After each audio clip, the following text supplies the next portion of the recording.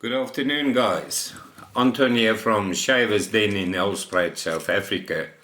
Today I'm going to talk a little bit about Valet Autostrop risers, and more specifically how to strop your blades in these risers. There's so little information available on that. Now, Valet Autostrop risers date back to many years ago, and there were three models. The VC1, which were manufactured from 1922 onwards. Then there was the VC2, which was manufactured from 1928 onwards. And then there was the VC3, which was manufactured from 1935 onwards.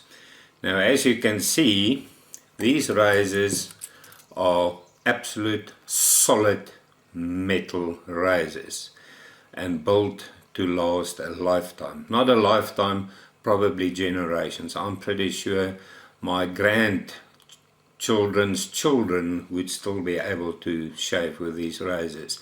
And I think this was part of the downfall of the razor manufacturers of those years. The same applied to Gillette, Star, Eveready, Chic. Those razors, really, you bought one razor and you had a razor for the rest of your life. So the only way for these manufacturers to make money was out of the sale of the blades, which in any case in those years were really cheap. So they had to protect themselves by introducing a type of blade which can't be copied or used in another razor, or no other blade would fit into these razors. So the VC1, which was the first one, used a proprietary single edge blade, exactly the same size as a gem single edge, but it's got no spine and it's got special little hooks on the bottom of the blade to make it fit. And this blade simply slips into that part of the razor and locks into place.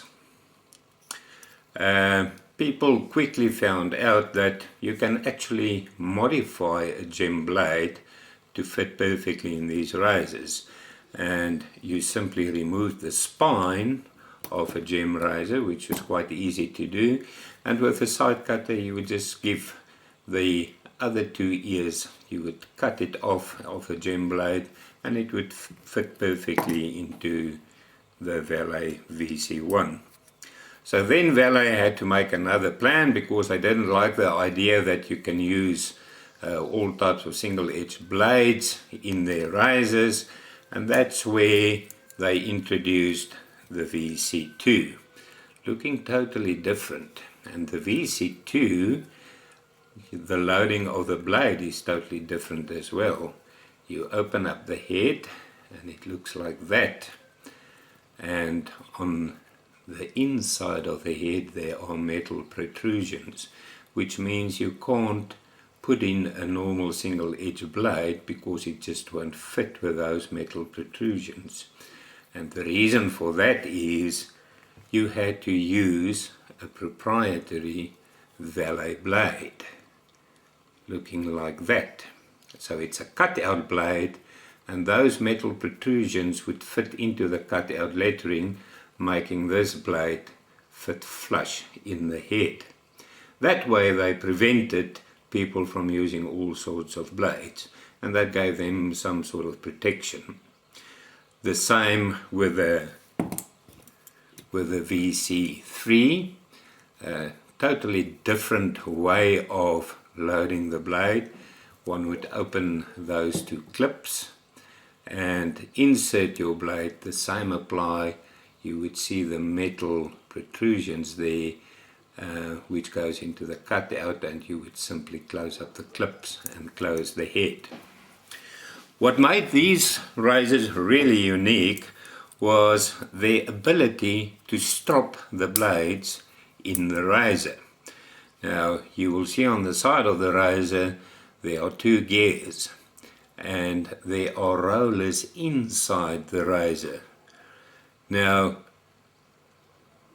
what made this quite unique, you would buy a Valet strop, which you would feed through the razor, and by pulling the razor back and forth, I'll demonstrate this later, you actually strop the blade and kept it nice and sharp. Again, I think they shot themselves in their own feet with a patent like this, because they were struggling to make money out of the blades, and they now offered a razor where you can keep your blade sharp, obviously, and that caused people to buy less blades. But a brilliant concept, and it actually works pretty well. Obviously, there's no need to strop a new blade. You would strop a blade after you shaved with it, let's say 5, 6, 8 times, depending how hard your beard is. But once it's becoming a bit dull, you would simply strop it 10 strokes, and that blade would be nice and sharp again for another couple of shaves. And if you maintain that, you can actually shave probably a year, 2 years with a single blade. And now we know why all these companies had to close their doors.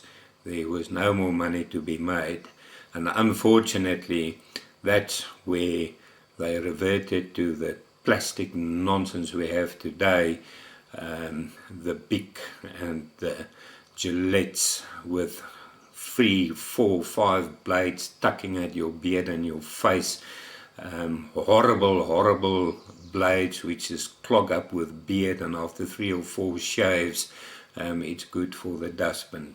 Where are the days we had proper shaves with proper equipment like this? The actual stropping of these magnificent razors. Obviously, being 90 years plus old, you can't buy these with new strops. Some of them were supplied in kit form with strops, and you can still buy these razors with the original strops in their boxes, but obviously after 90 years they look like this. This one is parted completely, and I'm pretty sure if you pull too hard on this, it would probably tear, like there. It's gone brittle. So absolutely useless to use the original equipment. This one was issued by Valet. So if you're lucky enough to get a Valet Riser with an original Valet strop, you won't unfortunately be able to use it. So how do you solve this problem? I started off searching. We've got a taxidermy in a neighboring town called White River. So I went there looking for offcut leather to try and make my own strop. After speaking to the owner, it was clear to me that I'm not going to find what I'm looking for in a normal tannery or taxidermy. Simple reason being that the thickness of the leather, which must go through these rollers, must be 1.6 millimeters. So that's fairly thin. And traditional leather, tanned in the traditional way, is just not that thin. Yes, you can get it that thin, but it's absolutely scarce, and people will not easily cut that for you. So this owner suggested that I speak to a crowd in Pretoria who specializes in tanning and skins, and which I did. And fortunately, this woman immediately knew what I was talking about. And she said, well, traditionally, if you want to sharpen things like a traditional strop for a straight razor, what you actually need is leather called game tan. First time in my life I heard that term. And game tan is nothing but tanned leather. It's just tanned in a different way by using vegetable and plant material extract to color the leather. It's then pressed and cut into different sizes and thicknesses, and obviously that is exactly what I was looking for, and lo and behold, they had a nice sheet of brown game tan leather for me in stock, and exactly 1.6 millimeters thick. So I fetched that a while ago, and there we go, my own strops for my Valet Risers. And that is what game tan looks like. Perfect brown leather with a smooth side outside and the more rough side inside. I bought these little hooks and under a normal Singer sewing machine attached them, and they work perfectly with the Valet Risers, and I'll demonstrate that to you now. Right, and now I'm going to demonstrate how to strop your Valet Autostrop riser. This is my strop, which I spoke about, which I made myself, and I'm simply hooking it on a hook which is attached to a vise. Now you must make sure that the head of the riser is loose like that, and you would simply strop this leather under the bottom roller of the riser, pushing it through. There it comes out in front. Simply grab that and tighten your strop. Now we want to go 10 passes with this, and you're simply going to push it back and forth, and you will see the blade would flip the other way with every turn, and that way stropping it all the way. So here we go. 1, 2, 3, 4, 5, 6, 7, 8, 9, 10, and there we go. That blade has now been properly stropped, nice and sharp like new again, and good for another 6, 8, 10 shaves. Magnificent razors, and I really enjoy shaving with these. I hope you found this useful, and if you've got any questions, try and make contact with me. Cheers guys.